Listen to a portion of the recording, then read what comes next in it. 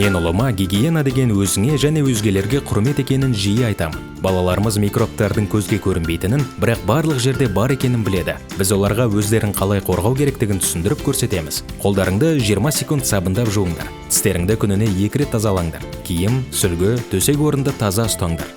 Күнде душ қабылдаңдар. Әсіресе қимылдағаннан кейін шайыну керек. Қол-аяқтарыңның тырнақтарына жиі назар аударыңдар. Телефон, құлаққап, мектеп сөмкесін таза ұстау керек. Тазалық вирус пен сенің араңдағы тосқауыл. Қоғамдық орындарда өздеріңді қорғау үшін дезинфекциялық гель қолданыңдар. Қажет болса маска тағыңдар. Лас қолдарың мен беттеріңді, тамақтарыңды ұстамаңдар деймін. Денсаулықты күту күнделікті кішігірім әдеттерден басталады. Гигиена өмірді таза ететін қарапайым әдет.